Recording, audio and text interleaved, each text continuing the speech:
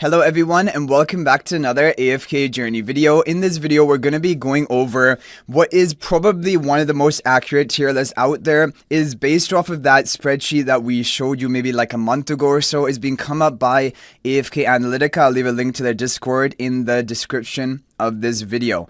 Either way, so basically this is a holistic tier list. It isn't for specifically any game mode. It is taking into account all of the major things such as AFK stages, PvP, Dream Realm, regular arena, supreme arena, everything.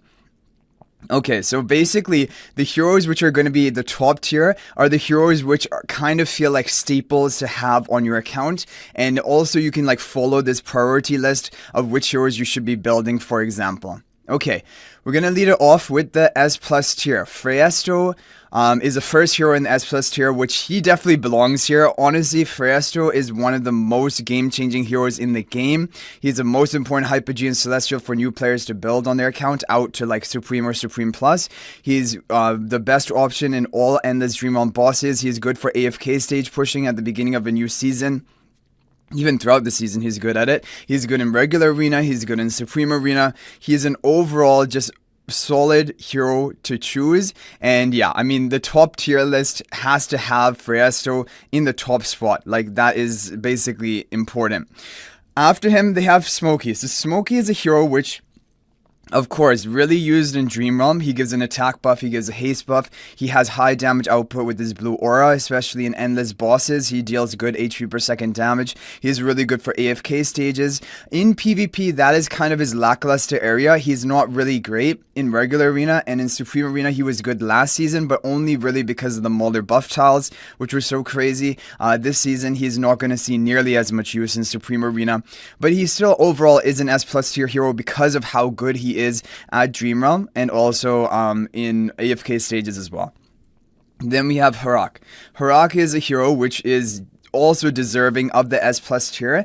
Also, if I disagree with any choice here, I will make it clear. Don't worry. But for so far, I completely agree with the placement of everything.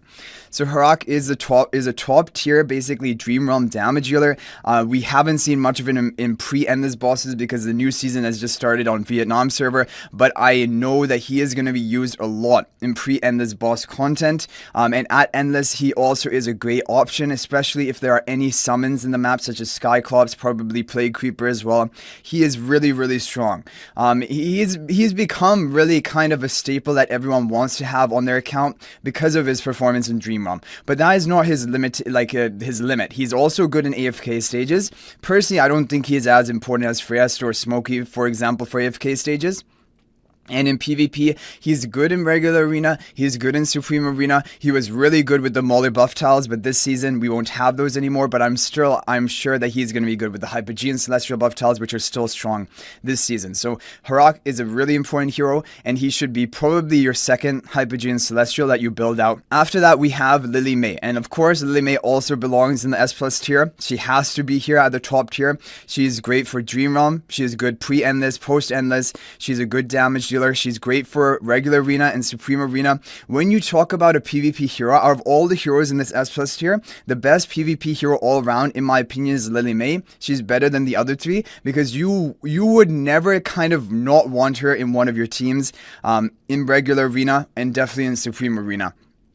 She has high damage, she has survivability with the Rainstorm Ballet untargetability, and she has interruption of enemy key ultimates. She's good for Dream Realm, she's good in endless bosses, she's good in pre-endless, she's an all rounded hero, and most people have her now on your account. If you're a newer player, she is a top priority for your wish list and your epic recruitment wish list as well. Okay, moving on to the S tier. In the S tier, we have quite a lot of options, so we'll go a bit more quickly through them. So Mikola. Now, here's the thing that you're going to have to think about. Is like, okay, in my opinion, my honest opinion, I really value Dream Realm very highly. And I would put more heroes maybe into the S plus tier than other people would. So, for example, Mikola, maybe even Shakir, they're really, really dominant in Dream Realm. Especially Mikola. Mikola is used in almost all endless boss teams.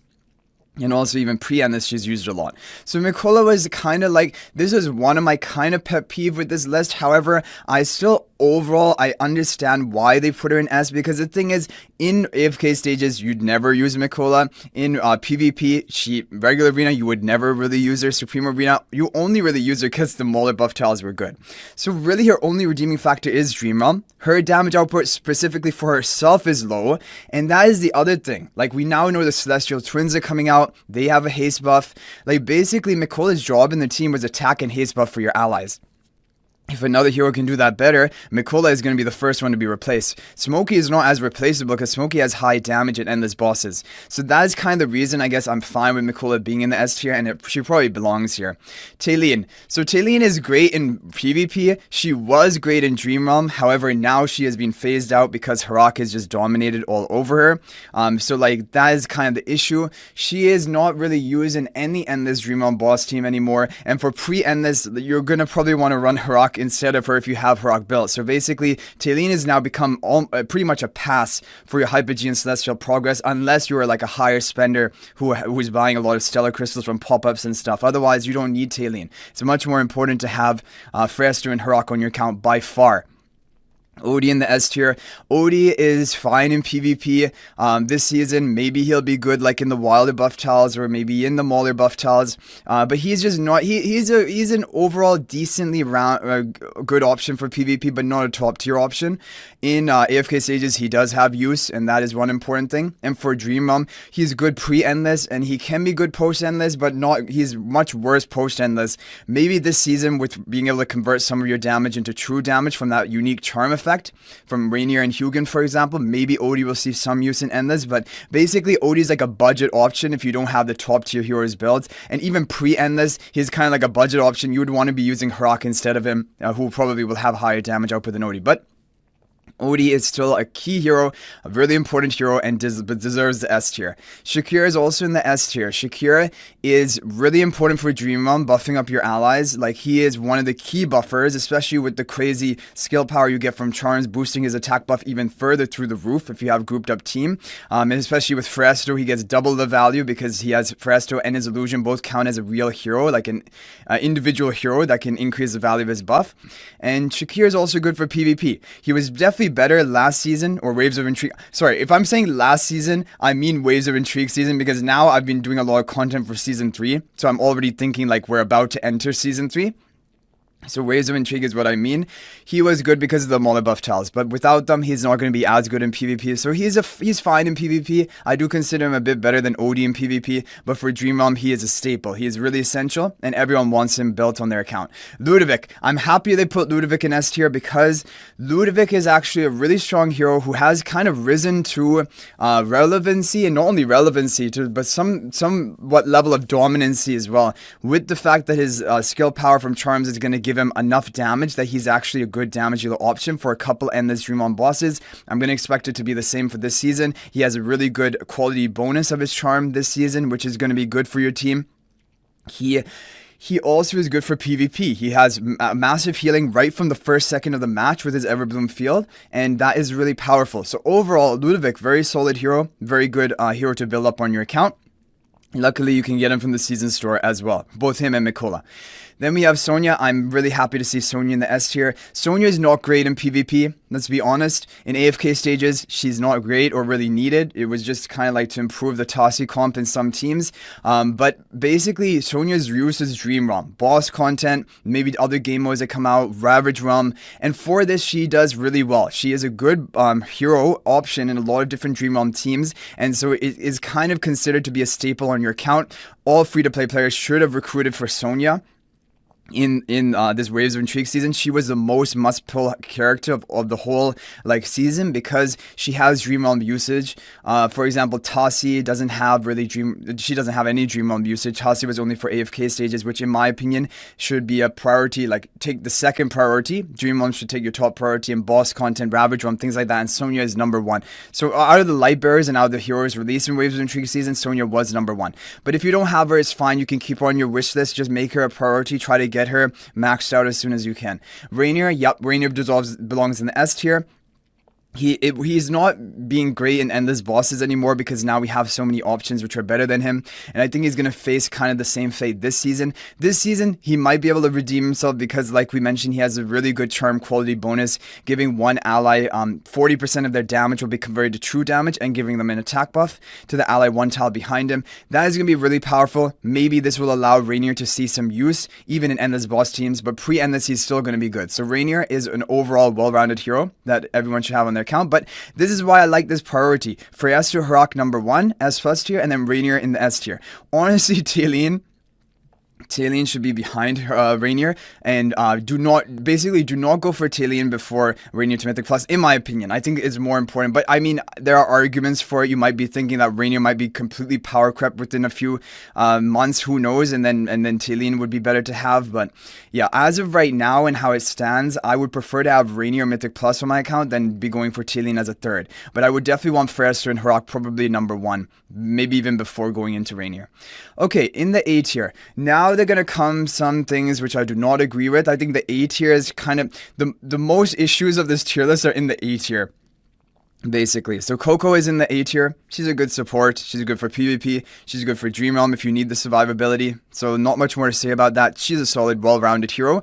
Very well fit in the A tier. Scarlita is in the A tier. I do agree with this. I think Scarlita, she has definitely fallen off since when we had only the 4 Celestial Hypogeans at global launch, when Scarlita was actually considered one of the best heroes in the game. Now she just doesn't do enough. It might be because opponents are getting tankier, or the different faction talents and all the buff tiles. It's making her job more difficult of actually killing and knocking off enemies, and that was her main job. And only being able to shield one of your allies while she's in the air, it's not enough supportive value either. So she's kind of in an awkward place. I think she's an A tier hero. She's fine. There are going to be some uses you'll have for her, mainly for PvP. For Dream Realm, she's practically redundant now. She's irrelevant, and that is the issue. In AFK stages, she has some use. Tassi, this is the one which I can understand A tier because, like I said I think Sonya is more important for you to recruit than Tassi. But the thing is, this tier list is an overall tier list. It's not a Dream Realm tier list. If this was a Dream Realm tier list, well, Tassi would be even below A. But as an overall tier list, Tassi should go into the S tier. Not the S plus tier, but the S tier. Because Tassi is really strong in PvP. At least last season with the Resonating Spell. Last season, Waves of Intrigue season with the Resonating Spell. However, we don't know how it will be with new artifacts and new buff tiles in the future. Also, she was really good in the Waves of Intrigue season with the Lightbearer buff tiles as AFK stage pusher. In the future season, she's not going to be nearly as dominant as that, but she still will be used. She's still used in the regular, like even in regular AFK stages. A lot of people use Tassi in the Iron Ultimus comp. So Tassi is a overall solid hero. I can actually understand her positioning in A. Maybe it isn't terrible, but personally, I would move her to the S tier, the end of the S tier. I think she belongs a tier above the other heroes we're seeing here. I do not think Tassi is a staple for your account, but she's the next thing to be recruiting for if you have all the staples met, basically. She's one of the top following priorities. Okay guys, we also have to talk about Bonnie, because Bonnie is not on this tier list. However, I'm going to place her where I believe that she belongs. So what is Bonnie good at? She is good at AFK stages. She's also good at PvP. She's surprisingly good in PvP. The debuffs she provides are very useful. The fact that they will remain even after she is killed, and the fact that her aging magic damage per second will continue ticking the whole fight even if she is dead. She does really well for that reason in regular arena team comps with Tassi, Talene, who are going to stall out the opponents and just get the value from that debuff. So I think that for PvP, Bonnie is pretty exceptional and almost on the par of Tassi, really. And for AFK stages, she is also pretty much on par with Tassi. So in my opinion, she basically belongs either in A tier or S tier. Now, I have told you guys that I want to move Tassi up to the S tier because I think Tassi is pretty dominant in PvP and also good for AFK stages. Bonnie honestly could be at the end of the S tier. She really is that good. I think that out of the A levels we've received in this Waves of Intrigue season, she is the winner of all of them. But the thing is, she's not useful in Dream Realm. She doesn't do well because the boss is only one target. She needs multiple enemies to get value with her AoE damaging all of her skills. The other thing is that she wasn't even that big of an upgrade for Ravage Run, which is kind of sad because usually if a hero is good, they would be able to improve Ravage Run, but Tassi wasn't either, right? Because that isn't really their main job. So you will not really expect like her to be a good Dream Realm hero. But yeah, basically Bonnie, either A tier or S tier in my opinion, as of all of the experience I've had with her up until now. She is a very solid PvP hero. That is really where I'm most impressed by her. And I like her debuffs a lot. And like if we get more stall factor heroes in the future, Bonnie is just going to become more and more powerful. Because the longer you can drag out the fight, the more value Bonnie gets basically. Temesia is in the A tier. She's fine for some Dream Realm bosses. PvP, she's lackluster. AFK stages, oh, that is the reason. AFK stage, she's important with the Iron Almas. Temesia comms. So let's just get through all of these at one time. Iron, Almas, Arden, Temesia. This is the AFK stage core that you're going to be using. When Carolina should be up here too. Why is Carolina in B tier if these other ones in A tier? Like, okay, I don't know. Like, I guess it's because of the fact that you could get by without Carolina. You don't need Carolina for the AFK stage pushing team. Like, you could use, for example, Tassi instead of Carolina. Now you could even use Bonnie instead of Carolina. Maybe that's the reason. But they're all this AFK stage core pushing team, and they're all effective at it. So, but apart from that, Iron, Arden, I think might be a bit better in this upcoming season. Maybe even Almas for PvP, because the Wilder faction talents look to be one of the stronger ones, stronger than Muller's for the upcoming Chains of Eternity season. So Iron and Arden can make a bit of a comeback, but the problem is there still are a lot of ways of making unaffected on your team, and that really hard counters Iron, right? That is his major issue for PvP. But yeah, all of these heroes, AFK stage pushing heroes. Now Nara, I think the reason she's in A tier, she does not belong in A tier. I think it's because of her AFK stage pushing. Because other than that, she doesn't do well anywhere. Like in PvP, no one uses her in PvP really. And you can use her, but you could use anything. Like, I mean, if you're talking about like Nara as a PvP hero, you could literally be using any other damage hero rather than Nara. Nara doesn't do anything unique or exceptional. It's her AFK stage pushing the fact that you need her, but you only need like one copy of her to be able to have that pull at the beginning of the match for your smoky kill combo team in high deficit pushing. That's basically it. So Nara, I do not consider A tier. I would at least move her down to B tier. How many tiers does it have? It just goes down to C tier. Okay, I would move her down to B tier. Not necessarily C tier. I'm not like, she's not irrelevant. She is a B tier hero though. And apart from this, we have Thorin, Elsa, Lenya, Flor. Okay, so Thorin is, he can be a budget option for Dream Realm. Pre-Endless, he's fine. At Endless, he's weaker because his debuff is like Rainier's debuff, which is not going to increase the damage, HP per second damage healers deal. That is the major problem with them in Endless boss content, and that is why they fall off. But Thorin is good for PvP. He gives you soul pact protection for one of your allies. He's fine. Thorin is fine. A level is where he belongs, in my opinion. Elsa, I don't know about Elsa, because Elsa is a hero which, like, she is now not going to really be used in Dream Realm anymore. She was used for Orson, but now, even in the final Orson team, she got replaced. So she wasn't even being used there anymore. But in this season, Chains of Eternity, I feel like she's not going to have that much use. Mauler buff tiles are going to be weaker than before.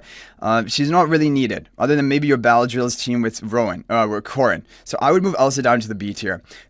Lenya belongs, in my opinion, in the A tier. She's not a bad damage dealer for Dream Realm. Like, if you don't have other options, you can use her. Pre-Endless is where she shines. She doesn't do well on Endless bosses because her damage is not true damage. But maybe with that charm that we were talking about, that quality bonus from Rainier, maybe Lenya will have some use for even Endless content. But Lenya's also good for PvP. So, and Wilders are going to be strong this season, Chains of Eternity. So Lenya belongs here. Floribel, honestly, I would move Floribel down. I would move Floribel down to the B tier because Floribel is not great in PvP. She's fine. She's not good in Dream Realm. She's just not a good, like, overall, she's such a passable hero, basically, in the current state of things. So I would move her down to the B tier. Rowan is, I don't know about Rowan. Like, for AFK stages, he's used. I guess that's his use. PvP, he's not a great option. Like, there are a lot of better options than Rowan. He doesn't do anything that is so important for your team, basically. So just for the AFK stages, pushing him in A tier, I don't really fully agree with that. I would probably move him down to the B tier. Vala, okay, I can say Vala can belong in A tier. We can do Vala and Donald together. They're both hard-hitting damage dealers, both PvP-oriented heroes. not really any real AFK stage pushing potential. And for Dream Realm, Vala has some limited use, but she's not a top option. Maybe for some Primal Lords, some unique circumstances, she is good. But yeah, Vala and Diurnal, they're A tier heroes. They're good for PvP. They're fine, but they're not game changing or game breaking, even for PvP, which is their main mode. Like Diurnal, for example, needs really high level of investment. Even then, there are ways to deal with them. So that is kind of the thing. So I consider them A tier heroes, and I'm happy with that. But the other ones, like I mentioned, should move down to the B tier. But nothing moving to the C tier yet. So far the tiers have been pretty accurate. Like I would boost Tossie up, and I would move some of these A tiers down to B tier. But that's only one tier difference. It's not like I'm saying I'm moving anything to the C tier. So that is good. Or Carolina potentially could go up. Like, I mean, Carolina, like, if you're putting Iron, Arden, Almas, Temesia, poor Carolina is left in the B tier. Carolina should be up in the A tier with them. They're like, she's on the same level as them. Okay, B tier, we have Hugin. Hugin is interesting, especially Chains of Eternity season. He has a really good charm effect, like the Rainier one, giving one ally that conversion to true damage, 40% of the damage. So I think Hugin is going to see some use. Hugin has interesting buffs. He has like the attack buff for your allies, especially stationary damages. He has shielding. And I think the really interesting about Hugin is he's kind of like a buffer that you never know when he can actually take off and explode. Like, if there comes out some like crazy Hypergene Celestial damage dealer that is stationary long range, Hugin might be an amazing buffer for them. So I feel like Hugin is a hero you never know when he might actually be meta and relevant. So I would put Hugin maybe in the A tier, but honestly, that's only because I'm like a fan of him, kind of, and I think that he will have potential going forward. But yeah, I mean, B tier is kind of fine for him as well. Haven in the B tier. Haven's only for PvP. Honestly, you don't really use her anywhere else. Sometimes AFK stages. She is fine. She is easy to nuke in PvP, and that is her, like, what is her weak point. If she can survive and cast her ultimate, that's great, but she's just not tanky enough usually to do that. Burial, B tier hero. I agree with that. Burial is a very passable hero. I think he's the lowest rank Hypergene Celestial, and yeah, he is deserving of that, because you can pass on him and never even realize that you don't have him for the most part, and that means the hero is like a B tier or C tier hero basically. Brutus is a good PvP hero. He isn't great in AFK stages really anymore, because now you're using Fresto, but like if you didn't have Fresto, you can use Brutus. I think Brutus is a hero. I like him. I like it for AFK stages sometimes, but I really like it for PvP. I think that, and there are some comps where you can use him to like deny the enemy getting a kill or breaking into your backline. I think he's a cool hero. I would consider buffing him up to the A tier. Carolina, we've talked about. Damien is a good PvP support. He's mainly only for PvP, but I do think he belongs in the A tier. We have other heroes in the A tier who are kind of like just for one role. Like, for example, the Iron well, I guess, I don't know. Almas could be used in PvP and also AFK stages. But we do have like Vala and Diurnal who are kind of dedicated PvP heroes.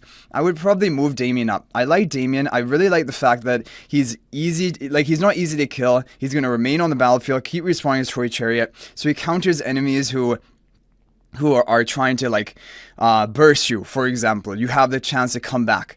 I like Damien. Dunlinger as well, I kind of like. He should definitely be above Burial. He's more relevant than him. And again, it's kind of like the Hugin thing that you never know. There could be some crazy hero that comes out, which Dunlinger is going to be really able to take advantage of and basically be a great combo with. So I like Dunlinger. I like Hugin. I would consider moving them to the A tier, but I think they're fine in the B tier as well. Entendre is just a tank, nothing more to really say there, but she is a good, solid kind of hero, and if you need a tank, she's fine, so I like her here. Same with Lumont, like Mauler tanks, they have value, mainly for PvP, although Dumont also for AFK stages. CC has some AFK stages. Sylvina, PvP, pretty relevant, or not pretty relevant, decently relevant. Same with Soren. So Soren, Sylvina, they kind of, Pyrrhisa, they can be PvP heroes, functional, but they're not the top tier options. Sinbad, sometimes people can use him in PvP. They haven't really used him that much. He was using Ravage Rum. He can't really be used in Dream Realm for the fact that his debuff is just not enough. It's not enough value. It's not even on par with what Rainier debuff provides, and that is the issue with Sinbad. Parissa can be for some AFK stages, battle drills, some PvP you can use her. Cassidy, who knows, Plague Creeper, Dream Run bosses coming, and then other Dream Run bosses, potentially she could be a good option. We don't have the faction talent buff tiles, so we're not going to do that Graveborn strategy with Cassidy, but if there's a lot of enemies, AoE damage deals do better in certain bosses of Plague Creeper, maybe Cassidy could see a use, you never know. And then we have Leica for empowering the diurnal comp pretty much for PvP, that's her only real job. And then you have Nero, who is not really... Yeah, Nero is not really used. Nero should probably move to the C tier, honestly. The other heroes in here, I think can belong in the B tier, can stay in the B tier. I don't really have an issue with any of them. I think Nero should move down, though. Okay, and then what... Why is Merrily Coin, I guess is like, they're like, well, if you have all the top options, then you would never use Merrily Coin anymore. However, the thing is, this should also take into account the fact that if you're a budget player, you don't have the top heroes, you're working on Lily May, you're working on Fresto, I mean, Merrily Coin are going to be great for you. And they're really close in terms of damage output and Dream on bosses compared to even Lily May. So Merrily Coin need to go up. They need to be in B tier. And honestly, I would even consider putting them in A tier because they're really important. Same with Kruger. Kruger is actually really important for some Dream on bosses. You need his debuff. He's the most valuable hero to have. Like in one of the bosses for the Waves of Intrigue season, he was the best hero to be running with the Heroic team. And so you can't have him in the C tier. So Kruger, Corrin, Merrily, these need to move up to either B tier or A tier, honestly. Seth was really good in this season with Mauler buff tiles, but because the Maulers are getting weaker, I'm worried about him. But I would consider him B tier. He was really good for Ravage Realm. And so like he's a priority to have on your account. So C tier is the one I have the biggest issues with. I think when we just look through here, I think Seth, Brian, definitely Merrily, Kruger, Corrin, all belong above here. Reese I can understand. Like Reese is not really used anywhere. He just makes a debut every time Ravage Realm comes around. And this season, Waves of Intrigue, he didn't even do that well in Ravage Realm. Like he was fine, but there were good no Reese teams as well, so you don't need him. But that is the thing to keep in mind. Reese, Hodgkin, they were Ravage Realm heroes pretty much only. So I guess you could say keep them in the C tier. Brian was pretty used in Waves of Intrigue, but that was thanks to his charm bonuses that he provided. And also the faction talents. But I think even in this Chains of Eternity season, even though he doesn't have a great charm quality bonus, he doesn't have one that will benefit your team. The thing is, Wilders are going to be a strong faction this season, and so I think that Brian will still be good and probably in the B tier. Muriel, now that Muriel is leveled through Supreme Plus skill, because this tier list was compiled before we had all the new Chains of Eternity season info, but Muriel now with the upgrade of her Supreme Plus skill, she is looking pretty good, and I would really think to put her in the B tier at least, and I think she'll have some potential, maybe even in PvP, like as a budget PvP option, or other than that, definitely for Ravage Run when it comes around at the end of the season. The other heroes kind of belong. Igor, Atalanta. This is like the buff waiting room. All of them are waiting for their Supreme Plus skills to be buffed in order to become more viable. Lucius is going to be pretty decent this season. Shielding and healing your allies is going to provide them an attack buff. That is a really powerful charm quality bonus. Could even see some use in some boss content for budget options. So these are basically, but really talking about it going forward, and even regardless of whatever charm quality bonus is going to be available in season, I think Merrily, Lucius, Kruger, Corrin, maybe Seth, although, yeah, probably Seth because of the Ravage Run domination.